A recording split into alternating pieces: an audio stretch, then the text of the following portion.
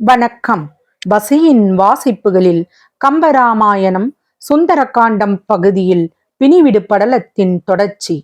வாயுகுமாரனின் வார்த்தைகளை கேட்ட ராவணன் இகழ்ச்சி தோன்ற சிரித்தான். ஆகா, மிக நன்று.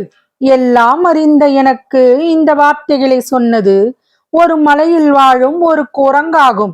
இச்செயல் நன்றாயிருக்கின்றது, மிக மிக நன்றாயிருக்கின்றது என்று சொல்லி ராவணன் மேலும் பெருஞ்சிரிப்பு சிரித்தான்.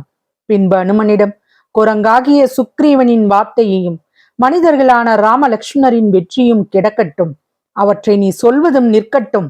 ஒருவர் அனுப்பிய தூதனாய் வந்து இந்த நகரில் புகுந்த நீ ஏன் அரக்கர்களை கொன்றாய்? இதற்கு என்ன காரணம் என்று உடனே சொல் என்று கேட்டான் ராவணன். உன்னை எனக்கு காட்டுபவர் எவரும் இல்லை, ஆதலால் அசோகவனத்தை அழித்தேன். நான் எதற்காக அந்த செயலை செய்தேன் என்று அறியாமல் என் மீது கோபம் கொண்டு என்னை அரக்கர்கள் கொல்ல வந்தார்கள். அவர்களை கொன்றேன். அதன் பின்பும் அடக்கத்துடன் நான் உன்னிடம் வந்தது உன்னை கண்டு செய்தியை கூறத்தான் என்று பதில் உரைத்தான் அனுமன். ராவணன் அனுமனின் வார்த்தைகளால் மிகவும் கோபம் அடைந்தான். உடனே தனது ஏவலரிடம் இந்த குரங்கை கொல்லுங்கள் என்று ஆணையிட்டான். கொலையாளிகள் அந்த கணத்தில் அனுமனை நோக்கி விரைந்தார்கள். இதோ தர்மம் அழியப் போகிறது, அதர்மம் வாழப் போகிறது என்று தேவர்கள் எண்ணி கலங்கினார்கள். ஆனால் அதர்ம கூட்டத்தின் நடுவே இருந்த தருமனான விபீஷணன் சட்டென்று எழுந்து, கொலையாளிகளே நில்லுங்கள் என்று சொல்லி அனுமனை கொல்லச் சென்றவர்களை தடுத்து நிறுத்தினான். தமையனின் அருகே வந்தான் விபீஷணன். அவன் முகத்தை நோக்கி வெகு அமைதியாக, விபீஷணன், அறிவாற்றவன் மிகுந்தவரே, வேதங்களில் வல்லவரே, பெரும் தவம் செய்து பிரம்மதேவரின் அருளால் பல வரங்களை பெற்று மூவுலகையும் ஆளும் நீர் தூதனாய் வந்தவனை கொல்வீரோ? அது தர்மமாகுமோ? எவ்வுலகிலும் பெண் கொலை புரிந்தவர்களும் உண்டு என்று சொல்லலாம். ஆனால் தம்மிடம் அந்த தூதுவர்களை கொன்ற அரசர்கள் ஒருவருமே இல்லை. பகைவரிடத்தில் துணிந்து சென்று தாம் சொல்ல வேண்டிய தூது மொழிகளை சொல்லி அதனால் பகைவர் கொள்ளும் கோபத்தை தக்க வார்த்தைகளால் அடக்கி தொழில் செய்யும் அறிவுடைய தூதுவர்களை நீர் கொள்வதால் அறிவால் சிறந்த ஒழுக்கம் உடையோர் அனைவரும் உம்மை இகழ்ந்து பேசுவதற்கு இடமாகும். அதனால் நம் குலத்துக்கும் பழிப்பு உண்டாகும். ஆகவே இங்கு வந்தவனாகிய இந்த தூதனை கொல்வது என்பது குற்றமாகும். அப்படி நீர் கொன்றால் அச்செயல் நமது பெருமையை கண்டு பொறுக்காத தேவர்களுக்கும் மும்மூர்த்திகளுக்கும் நம்மை இகழ்ந்து சிரிப்பதற்கு இடம் கொடுத்ததாகிவிடும். சுத்த வீரர்களும் உண்மையான நிலைகளை உணர்ந்தவர்களுமான ராமலக்ஷ்மணர் உமது தங்கை சூர்பனகையை கொல்லாமல் மானப்பங்கப்படுத்தி உம்மிடம் செய்தியை சொல்வதற்காக உயிருடன் அனுப்பி வைத்தார்கள். அப்படி இருக்க தூதனாய் வந்த இவனை கொன்றுவிட்டால் இவன் நம்மிடம் கண்களால் கண்ட நமது பெரும் வலிமையையும் படை பலத்தையும் எப்படி சென்று நமது பகைவர்களுக்கு சொல்வான்? ஆதலால் இவனை கொல்லாது விடுவீராக என்று நீதிகளை எடுத்துரைத்தான். விபீஷணனின் வார்த்தைகளால் தான் எண்ணியது தவறு என்பதை ராவணன் உணர்ந்தான். தம்பியை நோக்கி, ராவணன், உத்தமனே, நீ நல்ல நீதிகளை சொன்னாய். இந்த வானரன் நமக்கு தீங்கு செய்திருந்த போதிலும் நீ கூறியபடி தூதனானதால் இவனை உயிருடன் திருப்பி அனுப்புவோம் என்று சொன்னான். ராவணன் பிறகு அனுமனை பார்த்து, வானரனே, நீ விரைந்து சென்று இங்குள்ள செய்திகளை சொல்லி அந்த ராமலக்ஷ்மணர்களை அழைத்து வா என்று கூறிவிட்டு தனது ஏவலருக்கு இந்த வானரனின் வாளை நெருப்பால் அழியும்படி சுட்டெரித்து இலங்கை நகரத்தை சுற்றி அழைத்து சென்று பின்பு நகரின் எல்லை தாண்டி போகும்படி துரத்தி விடுங்கள் என்று கட்டளையிட்டான். உடனே இந்திரஜித், பிரம்மாஸ்திரத்தால் இவன் கட்டிடப்பட்டிருக்கையில் இவ்வாறு செய்வது தகுதியில்லை. ஆகவே இவன் உடம்பை பல கயிறுகளால் கட்டுங்கள் என்று கூறிவிட்டு பிரம்மாஸ்திரத்தில் இருந்து அனுமனை விடுவித்தான். காவலர்கள் இந்திரஜித் கூறியவாறு விரைந்து அனுமனை பல கயிறுகளால் கட்டி இழுத்தார்கள். காவலர்கள் தன்னை கயிறுகளால் கட்டுவதைக் கண்ட அனுமன், நான் பிரம்மாஸ்திரத்தை மீறி தர்மம் தவறு என்னாகாதபடி பகைவர்களாகிய அரக்கர்களே என்னை இத்தெய்வ வாஸ்திரத்தில் இருந்து விடுதலை செய்தார்கள். இனி அரக்கர்களின் வெற்றியை வெகு எளிதில் வென்று விடுவேன்.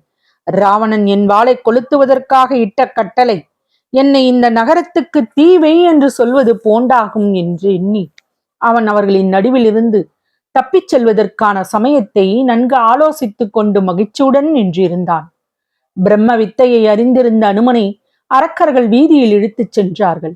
அனுமன் அந்த நேரத்தில் தன் பலத்தையோ வித்தையையோ பயன்படுத்தாமல் பேசாமல் சென்றான்.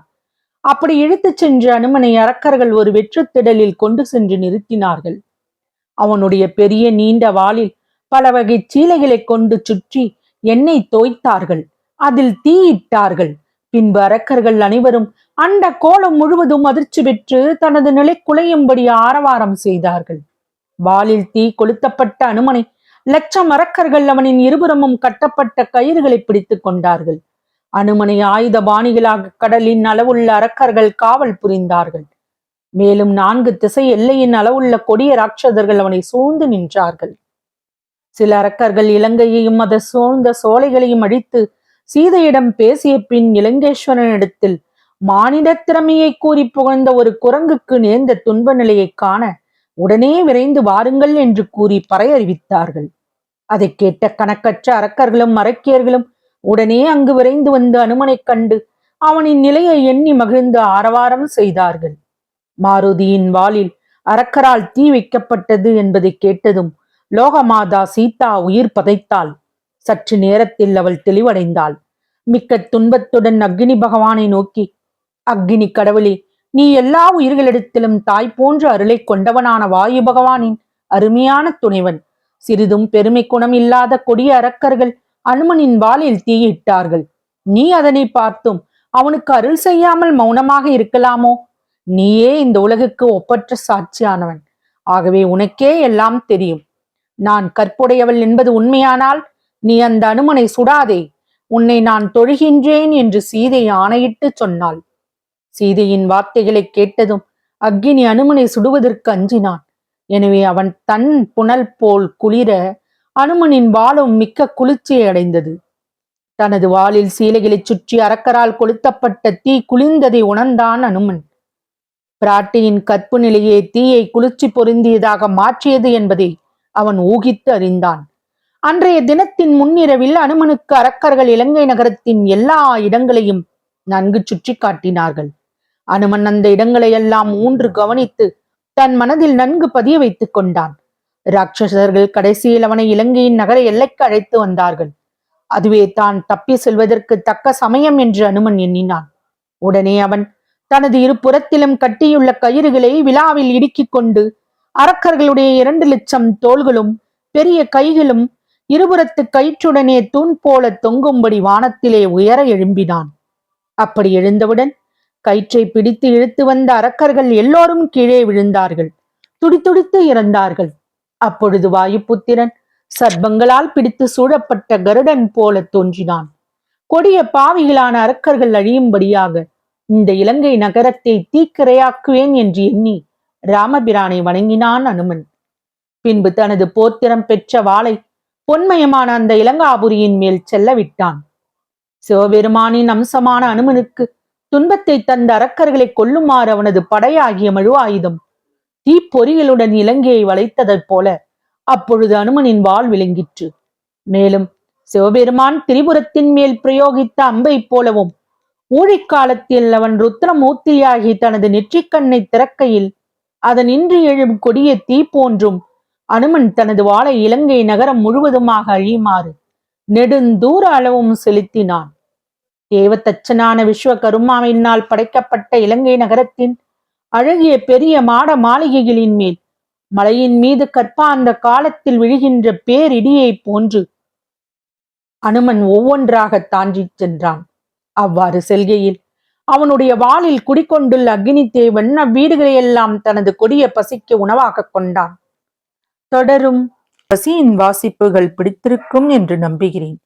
எனக்கு சப்ஸ்கிரைப் செய்து லைக் செய்து ஷேர் செய்யவும். தங்களின் மேலான கருத்துக்களை கமெண்டில் பதிவிடவும். அதுவே எனக்கு உற்சாகமூட்டும். நன்றி.